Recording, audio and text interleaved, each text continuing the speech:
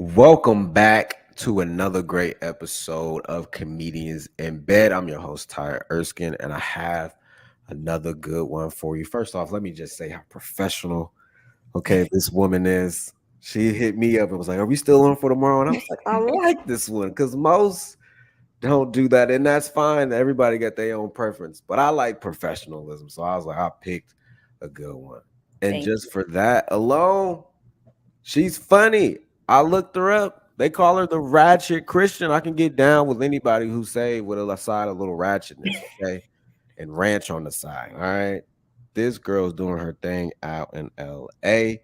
Please, everybody, let's give a round of applause for Asmaou Kourouma. Everybody.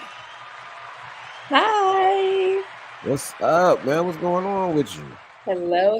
Nothing much. Thank you so much for having me on. I'm so excited to be here. I like the ratchet with a side of ranch. I'm like, that's good. I might have to steal that. Yes, man, I don't like ranch anymore, but it What? is what it is. Yeah, it got dairy, and I be trying to watch. As you get older, man, it'd be hard to get that weight off. So I try to keep slim if I can. I understand that. When you said I don't like it anymore, I'm like, oh my God, what did ranch do to him? Like, what happened? Like, what traumatic experience took his love of ranch away? I don't know. We finally are logged in, man. We're talking to Asma, everybody. No, man, I'm so excited to have you on here today. So let's jump right into it, man. We had plans originally for another day, but we had to reschedule because Asma was doing big things in LA, man. She finally placed those beautiful feet on the Comedy Store stage, man. How did that feel? Oh man, it was so exciting. Like to me, the two biggest comedy clubs out here are the Comedy Store and the Laugh Factory. Like those are the biggest comedy clubs, in my opinion, that you could perform at in LA. And so to have gotten to do Chocolate Sunday's virtual audition for the Laugh Factory and like make it to an in-person show at a later date last month, and then to do the Comedy Store this month, to me it was just like everything else after this that I do in my career is going to be a bonus. Like I've done the Laugh Factory, I've done the Comedy Store. You can't say I'm not funny, you know what I mean? So that it just felt really good, and the show was amazing, so I was really happy to be there. How did you like get selected for the show? Is it like an audition tape, or is it just like based on like word of mouth? Well, so it's kind of like different producers do shows at the Comedy Store. So you have different comedy show promoters and producers who will have like a show like Crack 'em Up Thursdays is hosted and ran by one comedian, and just different shows throughout the week. And so I have done shows with this comedian named Vargas Mason, Hmm. and I've done shows for him in like other locations in LA. And so he used to host a show back at the Comedy Store before the pandemic, and then recently he started hosting shows there again. And so to get into the Comedy Store, like on one hand, it seems like it's hard, and then on the other hand, it's just kind of like I don't know. It's just not a straightforward process. So the Comedy Store has this thing called the potluck, right? So it's like they have their version of an open mic, but you have to email them on a Friday in order to do the potluck on a Monday, and that's if you get selected. And even then, that's just a potluck. That doesn't mean you're going to get on a show. And so I submitted for the potluck like earlier this year. I got selected to do the open mic, and then I couldn't make the date. And so I was just like, I can't go. And I was like, oh my gosh, like I don't know how other way I'm gonna be able to like get in there or, network, get to know some people. And then my friend was like, Vargas is doing shows again at the Comedy Store, right? And I was like, you know what? I'm just gonna be bold and ask him. I'm just gonna be like, I'm just gonna ask him. The worst thing he could say is no. He knows my comedic style. I've done other shows for him. And so I just emailed him like, hey, I just want you to know that I would love to perform at the Comedy Store. And if you ever need a comedian, if somebody gets sick last minute and drops out, if something happens, I would be more than willing and ready to replace a comic on your lineup. Let me know. He's like, oh, okay, cool. Do this show for me in August, and then I'll get you on the Comedy Store in September. I was like, oh, okay, thanks. And so a bunch of stuff happened. Like our initial show date was supposed to be September 5th. That got canceled and moved to September 12th. And then it got moved to September 25th. And then the 25th, I'm like, I had a show on the same date, so I couldn't make the reschedule show. And then he rescheduled me for October 25th. So he honestly, like, I'm so grateful to him because the show got rescheduled about 5 times. And each time, like, he reached out to me and gave me a new date. So that made this past weekend even that much more special because I had to try 5 times. Yeah. What was you doing that you told them no the first time? I would have been like, yeah, I'll be there. I'm on the toilet right now, but I'll be there. Well, I actually, my friend and I actually wrote, produced, and starred in our own web series that we're trying to, pitch out to pilots. I mean, pitch out to networks and stuff like that. And so that day, we were actually supposed to do a table read. So when you submit on a Friday for the potluck, you don't know that you're going to get selected until the day of. Mm. So that Monday, I had a table read for our web series scheduled with all the other actors at the same time as the potluck. And I'm like, you know what? Like, I have to prioritize my own project. Like, this is something that I'm putting together. I have other people that are scheduled to show up. Like, yes, I could go and do this, but I'm just gonna bet on myself and feel like I'll get there. So Yeah. For your own reason. That's good. That's good. mhm. Tell us about the web series. What is it about? Sure. So the web series is called The Ratchet Christian, literally after my stage name. And it's about like my life, and just it's about being young and trying to balance having a relationship with God while also like trying to live and be a normal person, you know what I mean? And then also tied in with now what I'm doing here in LA. Like my co-writer is my friend Adriana. And so her character is the other main character. And so it just kind of like our misadventures out here in LA. Like the way that I could sum it up is if the show Rami, the show Insecure, and the show Broad City got together and had a baby that was raised in church, that's the Ratchet Christian. Broad City, that put a different spin on it right there. But Yeah. all three good shows. I'm pretty sure this show will be good too. Thank When you. you say your journey um with God and just living out like being young and stuff and just living in the world, Mhm. how has that were you like scared to do that? Like when you were like a comedian to be up there and still be yourself as this, person that you are, like after meeting Christ? Man, I wouldn't say I was scared necessarily. I think it's just a lot of different viewpoints to manage. You know what I mean? It's kind of like there's like a scripture, it's like we're in the world, but not of it. I feel like God wants us all to impact culture, like for his glory. You know what I mean? It's like I'm saved, but I still might cuss you out. And it's like just juggling all these different worlds. Like it's like I think the perspective that I'm touching on is like being in church and not quite feeling like you're good enough to be there, being in the world and not quite feeling like, well, I don't really want to do all what y'all doing, you know what I mean? And feeling like you don't quite fit in there. And so I think the show is just kind of creating a space for people who's like, I don't know where I really fit in. I know I believe in God. I know that um, I'm living my life in a way that, I feel would give him glory and give him honor, but at the same time, like living. Oh my God, I don't know if that makes any sense. Like, no, I definitely understand. So like with you being saved and like being doing comedy, are there like certain things you won't talk about on stage? Yes. So that's actually been a dilemma for me recently because it's like I it's been kind of challenging for me to take on the label of like being like a clean comedian.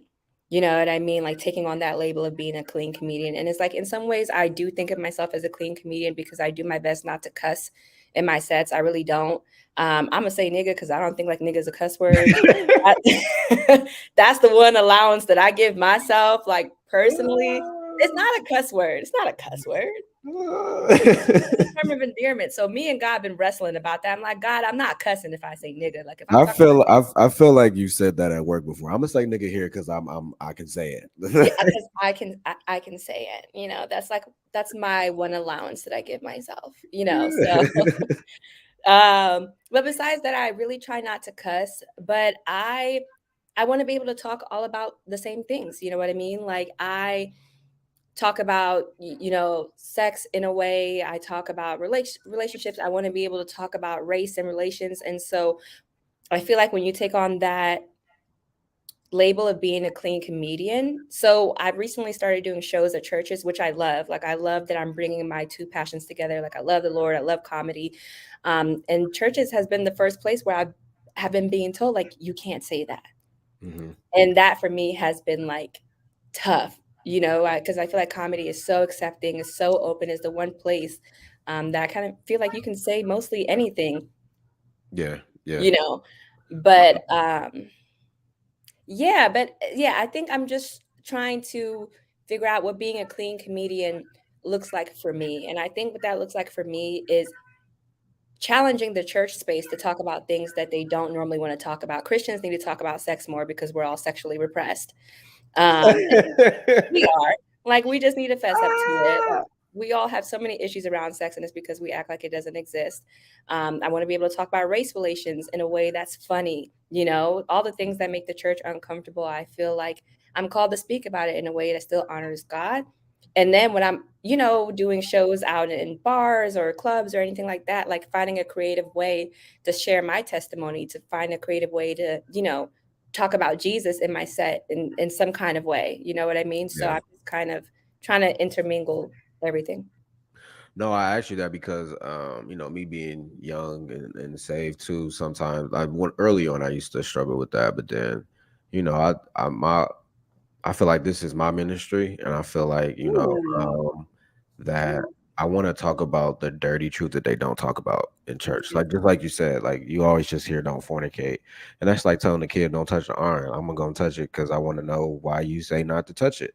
And Absolutely. I feel like if they were to give us more information, like the benefits of sex and why it's important to wait or whatever, however you believe, then I feel like more people wouldn't go out and explore on their own. You know what I'm saying? So that's why I step in and I go out to wherever I'm at and I tell those sex jokes or stuff like that. Because like who's gonna talk to the person that's saved and he can't please his wife? Like, Mm, then what? You know what I'm saying? So I feel like because those conversations, like it's not too many guys in church, but like when you do have those guys in church, like those are some of the conversations. Like they yeah. need somebody, to talk to about that. So I stopped getting convicted about that a long time ago.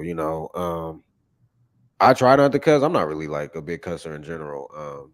So that don't really bother me. But yeah, I just like even one of the things I've learned, like what the new church that I go to, like they're really supportive of like me doing comedy, whereas opposed to the Mhm. old church that I went to probably wouldn't be. So that was Mhm. freeing in itself.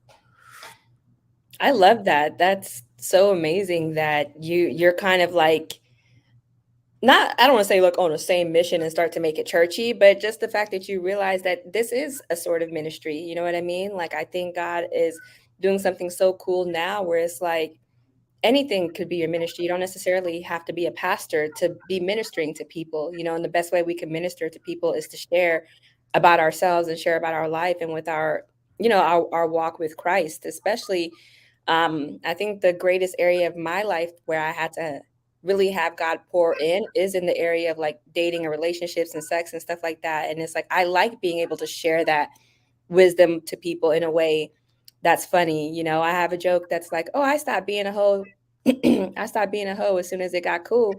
I'm kind of upset about it because I did. Like Jesus just came and interrupted all my whole activities. I've been celibate for over 5 years, and it's honestly one of the best decisions I've ever made in my life.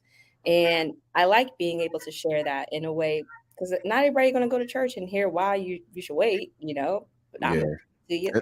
And then that gives you like a whole different lane of jokes to talk about too that a lot of people, aren't talking about as well. Now you did say one of the places that you performed at was church. I actually want to bring one that up because I felt like what you said.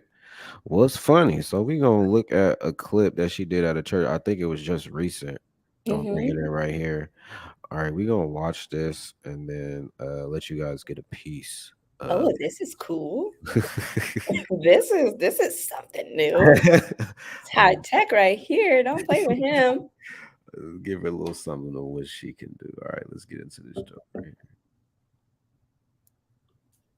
So one day I was praying, I felt the Holy Spirit tell me that I was supposed to be a pastor. And my response was, no, thank you, Lord. I don't like people that much.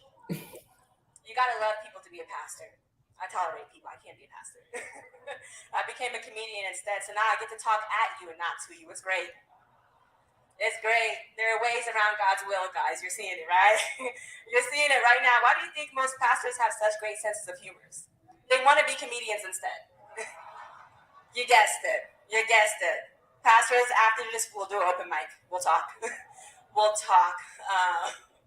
Yeah, man, that was funny. I watched the whole thing. Like when you posted it, I watched the whole Oh, thing. thank you. I Yeah, appreciate that. yeah, that was on her YouTube channel. But nah, you definitely funny. So how did you know that you were funny? Like when did you realize that you were funny? You know, I actually got into comedy by accident. I never really thought that I would be a comedian. I never saw myself doing stand up. I've always liked making people laugh to a point where it's kind of embarrassing. I'm like, I don't want to always be like the funny friend or the one that's like, people like, you're so funny. I'm like, well, I'm being serious. I'm not even trying to be funny right now. So it's almost kind of embarrassing, like early on being able to make people laugh, which is kind of like first world problems. I'm like, I'm hilarious and it sucks. That's not that's not what I'm saying. Um, but I got into to answer your question, I got into comedy. So I moved to LA to become an actress. I'm an actress first. So that's what I actually really started doing. Used to live in I grew up in Maryland, used to live in Virginia. I moved from Virginia to LA back in 2017 so I could pursue acting. And so it was in my acting studio that my acting coach was like, "Oh, you need to work on a unique technique. Like if you go to an audition and there's 50 other women in the room who look just like you, you're going for the same exact role. Like what is going to set you apart?"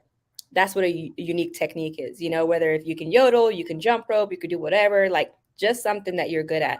And I was like, "Oh, like I like comedy." I'm like, I like watching comedy shows and stuff. And so my acting coach was like, "Okay, I want you to write a stand-up comedy routine and perform it in front of the class next week." And so I was like, "Okay." And so the first set I ever wrote was actually 15 minutes. And I told it in front of my acting studio. So maybe it was like maybe 30, 40 people in the class. And I had a lot of fun. People laughed, I laughed, and I was like, "Oh, this was actually really fun." Hmm. And then at the end of the year, at the end of the school year every year, we have this thing called Breakthrough, which is like uh, a gala. It's like a end of the year gala for the acting studio. We get dressed up. There's food, there's drinks, there's performances. And so my acting coach was like, "Oh, I want you to perform comedy at the end of the year breakthrough gala." And I was like, "Okay, why not?" And so that was in 2019. And since then, I was just like, "Okay, this seems like I might be good at it." There was one other guy in the acting studio who did comedy. So I emailed him. I was like, "Hey, I want to do some comedy shows. Like, what do I do?" And so he gave me the email of these two promoters, Vargas Mason being one of them, the one who got me onto the comedy store. I emailed them and I was like, "I would like to do some shows." They're like, "Great. Here's one next week." And I was like, "Oh, Hmm. okay." So I just fell into comedy. I never went seeking it. I didn't think I'd be a comedian, but I'm very glad because I like it a lot. What's your opinions of it now that you got pushed into it? I love it and respect it even more. I respect comedians. I really, really admire comedians. I think comedians are some of the best people that I've met. I think the comedic community is just so much more different than the acting community. I feel like comedians actually want to see each other win. They're not afraid to help each other out. They're not afraid to put each other on. And it's not like that with acting. I feel like actors kind of are like to themselves and aren't as helpful to each other. I think it's more competitive. And so to be in both of those worlds, to me, comedy is kind of like a a break from all that. Like acting is so serious and so intense, and comedy and being around comedians is a nice. It's just different, and it's better. Comedians are better people. um, dang, I do this every episode. I forget a question. Yep. It'll come back to you. Jesus, we. No. No, it was about, yeah. So, do you consider yourself a comedian, an actor, or do you consider yourself an artist? I think I more so consider myself an artist because before I was doing comedy, before I was in anything acting wise, I was on YouTube. If you go through my YouTube channel, I was trying to become a YouTuber for a long time. I did a video once a week for 3 years, kind of talking about the same thing, kind of sharing my testimony. And then on top of that, like I write as well. I've written a memoir that I'm trying to get published. And so I think I'm just finding creative and artistic ways to express myself, to share my testimony. So I think I'm all of those things. It doesn't make sense for me to just say that I'm a comedian because I'm not, because I write. I'm not. It wouldn't make sense for me to say I'm an actress because I'm a comedian and I'm a writer on top of that. So I'm just an artist and doing whatever God allows me to do. Yeah, yeah. What made you? So, what did your parents say when they when you say you was gonna start doing comedy? Oh man, that is a long story. So my parents, for the most part, they're supportive. They're supportive. I'm like, am I trying to convince myself? No. No, they're supportive. My mom's one request is always just, she's like, don't naked your body. So I'm West African, I'm from Sierra Leone. My mom's one request is like, just don't take your clothes off. Whatever you do, just don't get naked on TV and we will be okay. And I was like, okay, that's simple enough. They get like you can't show shoulder or like. Well, I think you just can't. They don't want to see my titties. Like they don't want to see nipple. They don't want to see vag. They don't want to see booty. Like they don't want to see my naked body on camera because it's like my family is actually Muslim. Um, Oh, okay. yeah, like my family, almost everybody in my family are practicing Muslims. My mom wears a hijab. My dad just came back from Hajj. Like they There's are a, very. there's Muslims in Sierra Leone. Oh yeah. Oh, Yeah. okay. And in Guinea too. So it's like I'm Guinean and Sierra Leonean. My mom is from Guinea. My dad is from Sierra Leone. And so Guinea actually has a lot of Muslims, and Sierra Leone does too. But Sierra Leone has more Christians than um, Guinea does. And you were born and raised in Sierra Leone. I was born in Sierra Leone. I lived there until I was 7. And then I moved to Maryland when I was 7, and I was raised in Maryland. What's the difference between living in Sierra Leone and the U.S. if you can remember? Oh, sorry. There's a lot of differences. There's more white people here in America. America has a lot of white people. It's a lot of white people. I only ever saw like one white person when I was in Guinea. And What? so, yeah, seriously. I'm sure there's more now. That was like in 99. But the pace of life is so much more different. The pace of life, like when I go back home, because my parents still live back home in Hmm. my dad's in Sierra Leone and my mom's in Guinea, and I go back home sometimes to visit them. I think people would be surprised that people there are quite happier than people in the US. The work-life balance is much better. The pace of life is just slower. My dad lived in the US for a while and he went back to Sierra Leone. He was like, you can't enjoy your life here. Like you work and you don't even have time to enjoy it. And I can agree with that. I feel like the US is moving like a mile of like so fast, like everything. We're all just moving 100 miles a minute. And it's not like that in Kabbalah. You wake up, you go to the market, you cook your food, you work, you come home, maybe hang out. Like it just feels like there's more time in Africa. And here I just never feel like I have enough time. Seriously. I would never know like what that feel like to have a slowed down life. I do always feel like I'm on 10. Hmm. How was that like adjusting to that, even as you keep going through these different stages of life, um, kid to adult and, wife, mom, like how do you adjust to that? I think I'm still figuring that out, like right now. Even like as we speak, even today, like today, I just woke up, like you said, on 10, like I need to do this, I need to do that, I gotta get here, I gotta da da da. And especially out here in LA, like if America moves 100 miles a minute, like LA is like on 10,000. It's like when you get on the merry-go-round and somebody like spins it, Yeah. and you're just like holding on for dear life. And then if you jump off, like if you leave LA to go do something, it's kind of like you got to figure out, like, okay, how am I gonna hop back in? Um, I'm just, I think trying to get work-life balance is just it's a daily thing. Sometimes I wake up and I reach for my phone first and I'm like, dang, I should have prayed. Because then I already started my day off like that. Like I wake up and check my email first, and then it's almost halfway through the day. I'm like, dang, Lord, I haven't spent any time with you. Um, and so I'm working on it. What do you do? How do you manage like your comedy, running a podcast, like being in a relationship? Like, how do you? Maybe I can learn something from you. Sure. I'll be having reminders. I love a good reminder. I'll be having reminders, man. I do, because it's just, yeah, I'll be having reminders, and I try to like do certain things on certain days Mhm. so I don't get burnt out.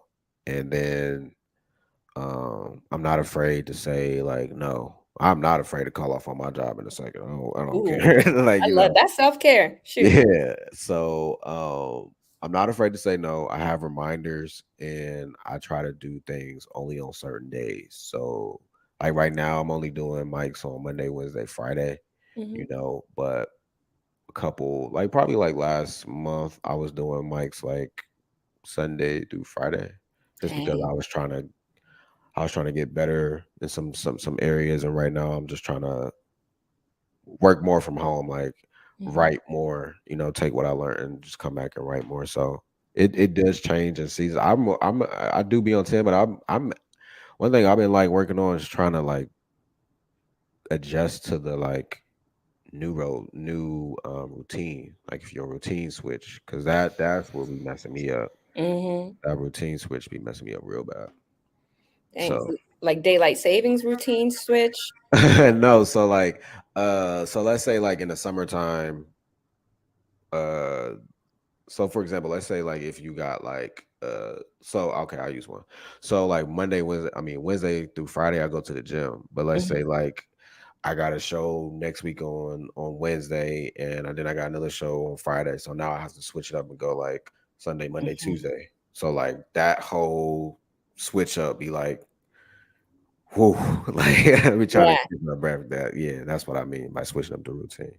So, but I mean, I feel like it's I at first I was getting discouraged by it, but I just always keep remembering too much is given, much was acquired, man. It's just Mm. like as you get older, you want more things, but it's gonna have to acquire a different version of you. So I just been sucking it up, really. Like, Yeah. yeah, yeah. So now, not only that, how do you got? Oh, I know I was gonna ask you. So like now that you are here in the US, everybody says that they come over to like live the American dream. And I'm trying to figure out what that is. Like if it's good back home, what is it about here that makes it, I guess, better for, foreigners that Mhm. come to the US? Because I always hear that American dream, like you can make more money here, and you can, but it always seemed like back home is always better than the US too. Um, that's a great question. I was actually talking to my boyfriend about this last week too. It's like I can't stand America, but I love America. It's like like I don't like America, but I love it. You know what I mean? Like I really do think the American dream is possible here. And what that American dream is like America is the land of opportunity. Like you really can't start at the bottom of a company and work your way up. if that's what you so desire. If you start in this country with $2, it doesn't mean you're going to stay that way. You can end up a millionaire or a billionaire. Like there's endless opportunities here. If you want to work, you're going to work. If you're looking for a job, you're going to find a job. Whereas in Africa, like there's not as many opportunities. You know, you have a lot of educated people back home, people with degrees who can't get jobs because they don't know somebody who knows somebody. And this is not to speak for all countries, but in some countries, there's a great deal of nepotism where if you don't have a relative working in that company, you're not going to get hired because they only hire their friends' kids, and their friends' kids. Mm, You could be the most qualified person, but if you're not willing to grease some palms and you're not willing to give a little extra money here and there, you could be qualified and not get the position that you're looking for. And I don't feel like there's as much oversight back home to make that a problem. You know, in hmm. America, that's fully illegal. You know, you may have to take the time out to prove that what they're doing, that they're doing that to you, but it's still a court case that you could take to court. You Yeah, know what I mean? So I feel like there's just more opportunity here if you're hungry and you are willing to do what it takes outside of selling your soul to be successful, you will be successful. And I feel like it's not as straightforward in Sierra Leone or Guinea. There's not as many jobs to be had. There's not as many ways to get rich. yeah, yeah, yeah. You can sell feet pics here and get rich. I don't think there's a market for that back home. I There is. always wanted to go to Sierra Leone once I found out they had a beach. I really You're wanted to gonna go there. love it. Yeah, yeah. I want to know. I used to about it. I used to tell people I was Sierra Leone just because I thought it was different. I'm like, no, I'm not. I'm from the Sierra Leone. I don't know why. I just You told them look that. Sierra Leonean. Like, You can tell I everything. gotta do my test, but I feel like it's stupid for us to pay for ancestry.com when we were stolen. I just don't. I'm not. We all know, like, you're not gonna end up being from Dublin, Ireland. You're like, "Oh my gosh," you know? Maybe that 1% where they had your people staying over there for, like, a year before they brought you here, but, like, that's why I'm like, "Oh, I'm 25% Irish." It's like, I don't know. Listen, I fully believe that, and this could go down a rabbit hole. I'm like, I feel I because I'm like, I don't know that much about the Moors, and you have some black people that will fight you on this. I feel like black people are from Africa. I feel like you guys are Africans. You know, I feel like we're one of the Oh, same you talking about people were saying that we were here first? here for yeah. And I don't know that much about the Moors, and I don't want no Israelites watching this to comment anything crazy. I'm not that educated about it, but I'm like, we're from Africa. Y'all are from Africa. If you dig up most of your roots, it's gonna go back to West Africa specifically, where I'm from. Yeah, yeah, yeah, I do.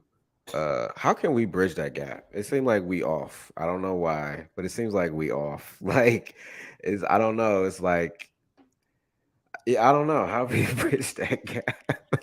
You know what? That's actually a great question, and I feel like that's something that God has it's something that I've always thought about and something that's on my heart too. And that is because like I am West African. I'm from Sierra Leone, but I was raised by a Black American family.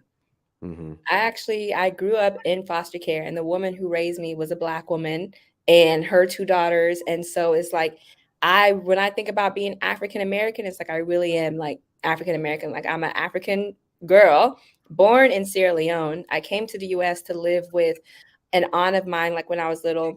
Things didn't work out with her. I ended up in foster care, and I was raised by a Black woman.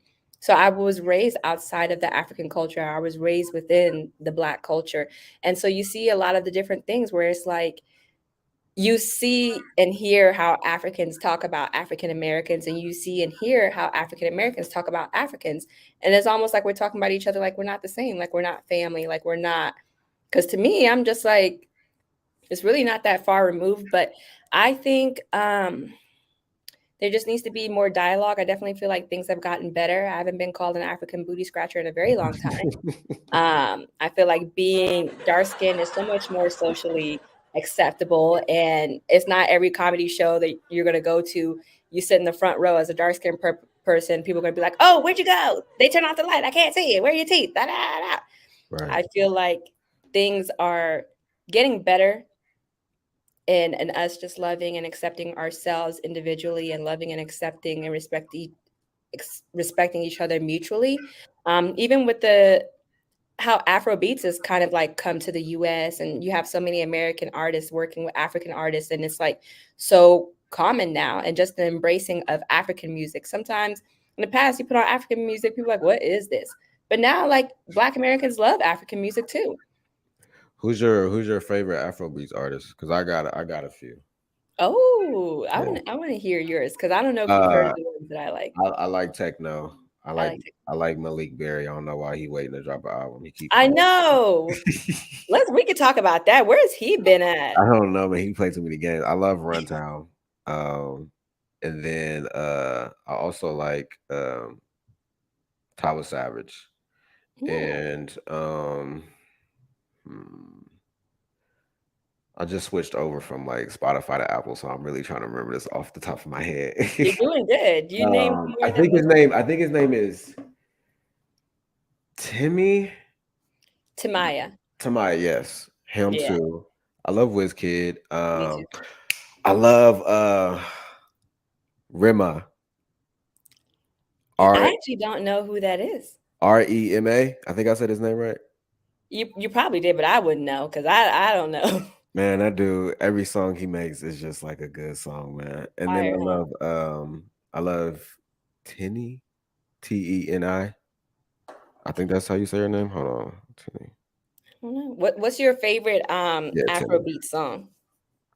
Oh. I It's by know it's that's by it's by it's by Runtown. Is it for life? Yeah, it's for life. Runtown for life. really you see Yes. you're more African than me. I've never heard that song. I love I'm Runtown for Life embarrassed. because it's like a in love song kind of Mhm. sorta, and like how he was like, yeah, the doctor told me like something like I need to fall in love with you. It's like I was just like, bro, this Ooh, I like it. Like game. I like it, man. Yeah, I like it. For real, for real. I used to work with somebody that was from Liberia, Mhm. and she put me on the Afro beats, and I use Afro beats, or I'll use like a beat tape, like if my anxiety is high or if I'm in a bad mood or my Mm, depression is flaring up to like get me in a good mood. So mhm. I mess with Afro beats like super heavy. I think it's like one time when I was in church, they were saying about like if you use certain keys on the board, it can disturb the enemy, all that type of stuff. So I'm like, Yeah, if you use certain other keys, it could probably trigger in your mind to like make you feel better. So anytime like I'm down, those are the three things I'm listening to. absolutely. Music is 100% spiritual. You know, we use it to worship God. So of course it's going to do something for us too. You know, great taste, by the way, in the artist. The ones that I know, I like Malik Berry as well. I think it's very good. Wizkid, of course. There's this artist named Joe Boy who I Hmm. like a lot. I like Joe Boy. Oxlade. I'm probably saying his name wrong as well, but yeah, I love Afro beats. I love trap music for sure. You know, so I love trap music. That's Jesus has had to save me from trap, and I'm still working on it. Um, I love it. So it's like my favorite genre is slow. It's slowly becoming. Um, wait, that little laughing. I'm like, I need that laughing soundtrack. Uh, yeah. Do you listen to Christian trap at all? Like it's slowly becoming one of my favorite genres. I like Christian trap music.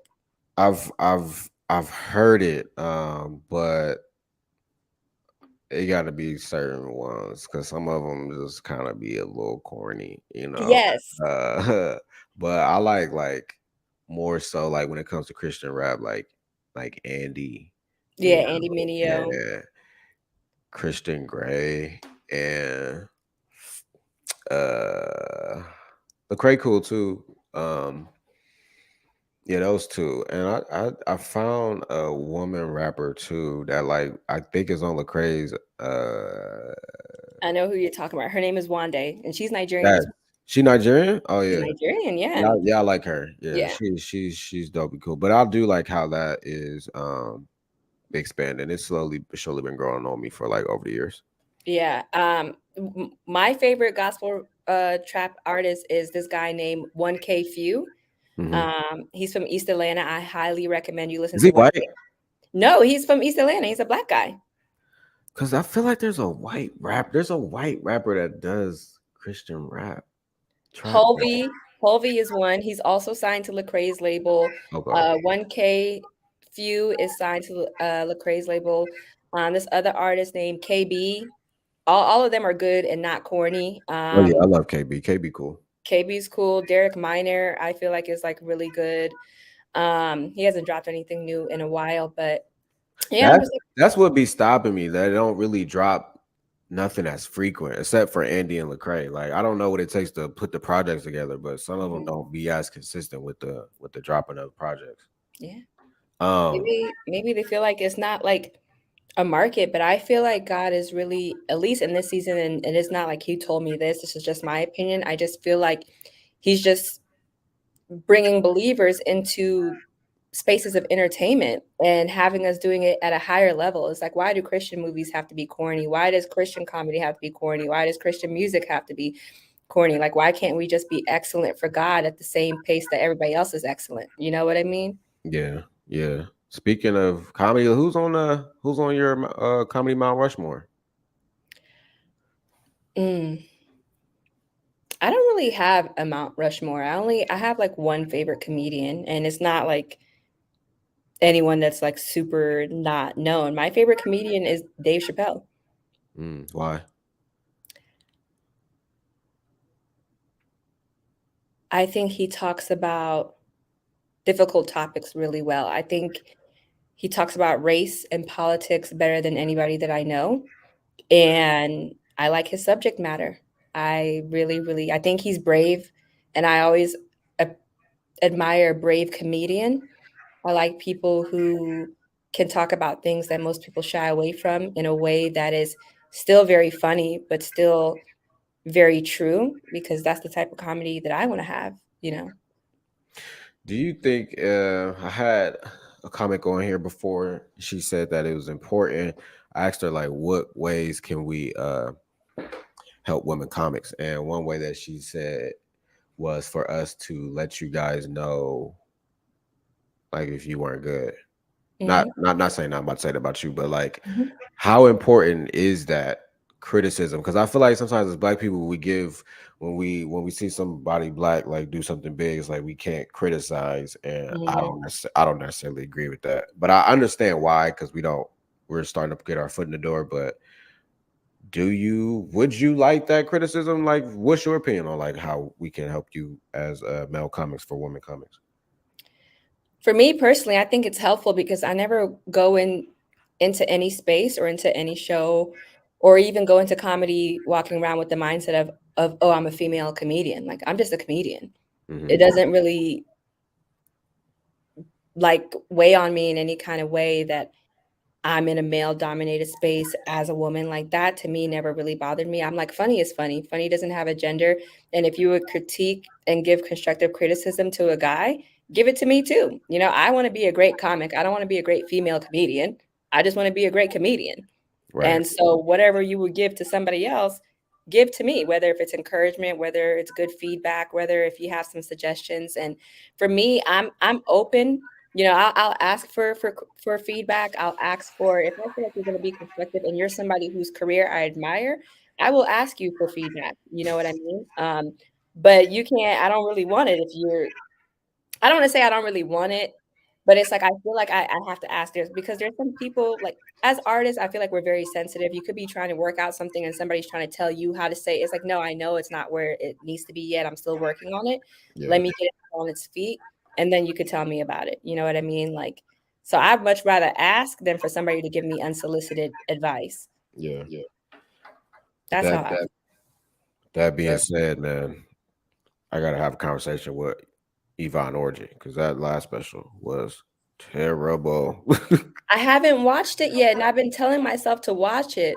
I got so excited for it, and it was just a big letdown. It just felt like none of the jokes was complete. I'm like, we just stopping there. Like, I was so happy and I love, but the skits was hilarious though.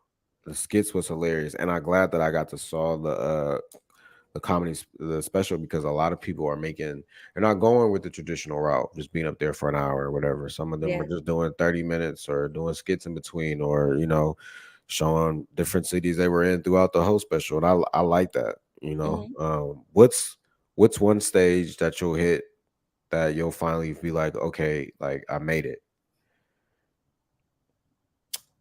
If When you I get haven't my hit, if you haven't hit it already. it's not necessarily a stage. The stages that I've wanted to hit, I can gladly say that I did it, you know? And so that was the Comedy Store and the Laugh Factory. Haven't quite gotten on that stage yet, but once I do the Laugh Factory, those two stages, I'm good. But the milestone in my career that I feel like would make me feel like I did it is to get my own Netflix special. Hmm. Like, I have the title and everything where I'm gonna film it, how it's gonna go, where I'm gonna wear it, but the pinnacle for me in my career, for me to feel like, "Okay, I did well," and I feel like I'm doing well now, but it's like, I'm not gonna stop until I get my own Netflix special, Hmm. and Hmm. even then, I'm not gonna stop, but I'm gonna be satisfied. Yeah, yeah. What is like your writing process when since you have, I mean, you really have like so many ways to go from different experiences, you know, how is your writing process? What does that look like? My writing process is casual. Like, I am not the comedian that will sit there and, like, write jokes all day, and my writing style is more observational. I realize my comedy is more observational. I'm more so just making commentary on things that I see and my own real life experiences. Like, I don't really sit there and write a joke from scratch. You know what I mean? Or like make something up out of belief. If I'm talking about something, it's because it's actually happened and I actually saw it and this is what I think about it. And so when I have those moments, I'll just jot it down on my phone. So I have a notes app on my phone for old jokes, new jokes, clean jokes, church jokes, jokes for certain audiences. And so I just have an app. I just use the notes app on my phone. And when it comes to mind, I'll jot it down. And so I could go to an open mic and somebody's really funny. They're inspiring me. I'm thinking of ideas. Boom, boom, boom, boom, boom. I'm going to write it down, but I don't like set aside time to like sit down to write a joke. I'll sit down and organize my folder. Like, if this joke doesn't work, let me take it out. Let me put this over here. Let me create a set list for this show that I have coming up. So it's like, because I have my jokes on my phone, when I have a show, I just go through my notes and then I'll create a set list for each show. Like, okay, this tonight I'm gonna pull from this joke, that joke, that joke. I need 5. Okay, boom, I'm gonna do these 5. But it's Yeah, like I write my jokes as they come to me. I can't just sit there and like think of stuff. yeah. I write them on the phone too. I see some people using uh notebooks. I can't do that. Me That's just neither. yeah, I can't do the notebook. Did you know that you can actually speak your joke into the notes app on iPhone? I I've never used it, but I've seen you could do it though. I've never used it. I did not know that.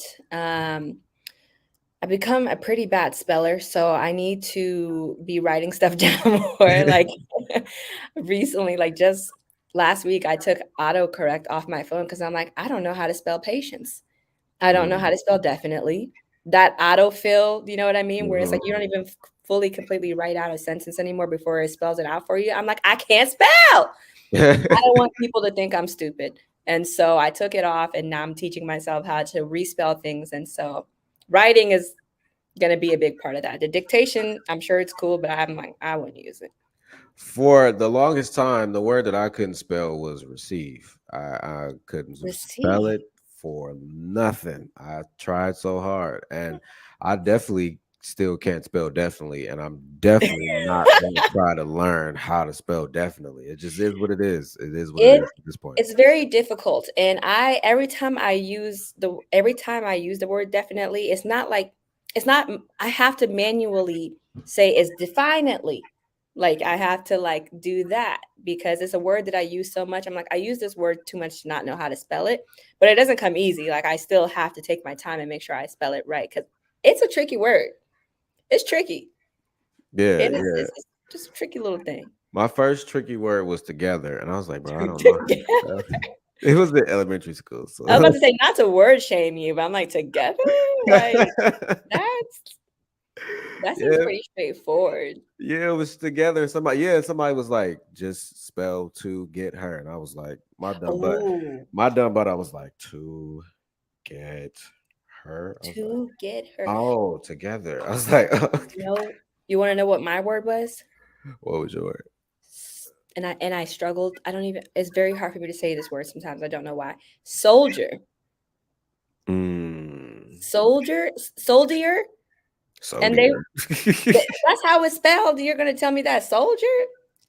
I don't know how to spell soldier. Oh Still to this day, man. Man, I no, do man. not. Crazy. Yeah, soldier. Is there another one? I mean, I had to reteach myself how to use the correct theirs because y'all was just dogging us too much about having bad grammar. So I had to change it. I I had somebody respond to my story this week, like, "Are you intentionally using the wrong your?" I'm like, "What?" I'm like, "No, I swear, I just don't pay attention when I'm on Instagram, but in real life, because I guess I used your versus you are. But I'm like, whatever. It's the same word. You know what I'm trying to say? Like, I'm not writing a BCR. This is a post on my story on Instagram. Yeah, yeah. Nah, man.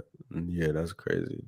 I was the one topic that I do want to go back to before we wrap up here. Are you still like are you still in contact with your foster mother? Like how where did it go from there? Like Of course. yeah, So my foster mom has raised me from age 7 all the way up until now. Like, that's my family, like, that's my mom. So it's like I have 2 moms. I have my mom that's in Guinea. I'm fully in contact with my African family. Like, I go back home to Africa. Like, I'll go and visit my African family in the DMV. Just last month I went to my sister's. Like, I talked to my mom, I talked to my dad, like, I'm in contact with them. And my African American family, like, that's still my family too. My 2 older sisters that I was raised with, one of them just came out here for my birthday in LA. Like, I still talk to my foster mom. Like, so I literally have like one big family that's comprised of my foster family, my African American family, and my birth family, which is my African family, and we're all just all one big family. So God, God just has me in a lot of different worlds, yeah. and Well, it's I'm glad it didn't end in a horror story. Like that's what no, I'm glad. no, no, no, no. But That's yeah, not. yeah, I wanted people to know that. Yeah, that's a good journey. Yeah, I can see why you're a writer and creative. That's a lot to express. I got a lot of trauma to work with. You know what I mean? Like, perfectly fine. I'm never gonna run out of ideas. How long is that flight? That's one of the things that keep me from going to Africa is the flight because they don't make sense. It's like when we go, like if I wanted to go to China, why wouldn't I just fly to LA and then go from LA to China instead of going to like New York and then going all the way to China from New York? How long is the flight? So the flight is 16 hours, but it's not 16 hours straight, it's 8 hours. So whenever I fly to Guinea, it's 8 hours from Dulles in Virginia to Belgium. So my layover is usually in Belgium for like a few hours, and then from Belgium to Conakry, Guinea is another 8 hours. So it's 16 hours, but it's broken down nicely. And it's like these are international flights, so they're feeding you. There's movies, there's things that you could do to keep yourself entertained. It's not like a domestic flight. Like, flying internationally, they do their best to make it as comfortable because they know it's a long flight. You Oh, get like 2 or 3 meals, snacks in between. So they keep you fed and they keep you entertained. So the best you could do is just try to sleep. But it's really not that bad. I like it. No, I don't mind it. okay, cool. Yeah, I've never flown internationally, so yeah, I wouldn't know that experience. If people listening to this right now, if they like give them like word of advice, some type of motivation, new comics starting out, comics that's still going along their way, what type of advice or motivation do you have for the people? My advice that I have for the people is to work hard. It's not enough to just be funny. Some of the funniest people aren't successful. I think you have to have everything now, especially because there's so many people that are on top of their game. Like, you can't be lacking in any area. You have to be somebody that people want to work with. You need to be professional. You need to show that you care about each and every show that you do. Give it the same time and attention as you would. To me, I try not to differentiate between a big show and a little show. I want to give it all my best because you're still going to see somebody there. You're going to network there. And, you know, Be kind to other comedians. Don't treat people like they're not important. Um, and then last but not least, be funny. Like, it's great to be funny, but if you're not professional, if you don't treat people well, if you're not doing what you can in the other areas of your career to build a career, um, then you're not going to build a career. You're just going to be a funny person. The way I see it myself, like, I'm building career. I'm building a career. I'm not trying to do this just for fun. Like, I want to make a living off of this and also do it for fun. And so my advice is to take it as seriously as you possibly can. And an older comedian gave me this advice: is like, you need to be doing other things. Like, you're not going to get rich off of doing comedy alone in the beginning. So if you can supplement what you're doing in other ways, whether it's writing, whether it's acting, doing other things to get your name out there, I think that'll be helpful for your career if you want a career. Now, if you just want to be funny, great. I want a career. So I'm giving it 110%. Asmaou, tell people why they should listen to comedians in bed. Oh, they should listen to Comedians in Bed because your host is great. You have been such a great host. The questions have been amazing. Um, and it just feels like a safe space for comedians, which is like, safe space. No, but like, really a safe space where it's like you want to get to know the person behind the jokes. It's not just all about business and the jokes and this and then. I feel like you've actually wanted to get to know me. And that's nice because the 5, 6, 7, 8 minutes that you're on stage, people don't really get to know you. And I think you should listen to Comedians in Bed if you want to get to know your favorite comedians or just get to know stuff about comedy and people's different processes. That's what it's all about, Asmaou, man. Just trying to get people to know other people, man. You know, that's what it's all about. Where can people find you at? They want to look you up. Where can they find you at? You got a lot to plug there. Well, you can find me on Instagram. My name on Instagram is The Ratchet Christian. You can also find me at Asmao on Instagram, and that is ASMAOUUU. So that's 4 U's. Or it might be easier if you just type in the Ratchet Christian on Instagram. That'd be the easiest way to find me. I'm the Ratchet Christian on YouTube. Uh, Pretty sure it's the Ratchet Christian on TikTok. I don't have a Twitter because I don't need to be harassed. Um, I saw that ahead of time. I'm like, I don't need a Twitter. I feel like having a Twitter is like giving people your internet address. They can just come right to your doorstep. Um, so yeah, I'm just follow me on Instagram if you want to keep up to date with any of the things that I'm doing, my latest bookings. Um, I should be premiering, my friends and I should be premiering our web series soon, sometime soon. I don't know when, but if you follow my Instagram, you'll know everything that I have going on when the book is coming out, when the web series is coming out, just all the things. And then you can just DM me. I'm cool, you know. I'll respond back if you're not weird or making things awkward or uncomfortable. DM me and we can talk more. Asmaou, man, I appreciate you. When you started spelling your name, I was like, oh gosh, I hope I didn't spell it wrong. No, you did good. It's perfect. It's right. I did my homework. I had to look up how to spell it and pronounce it and everything, You man. did do your homework. So first of all, that's another reason why you should listen to Comedians in Bed because Ty does his homework. You pulled up a video. You had my name spelled right. I'm just like, what is going? What? Professionalism. Professionalism. If you're gonna do something, do it well. And he does this well. So I appreciate you so much, Asma. I really, really do. This has been another good episode of Comedians in Bed. Please check Asma out, man, before she blow up. She's already blowing up, but you want to catch her before she really take off, man. This has been Comedians in Bed. We'll see you guys next week. Asma, we bye appreciate you. guys.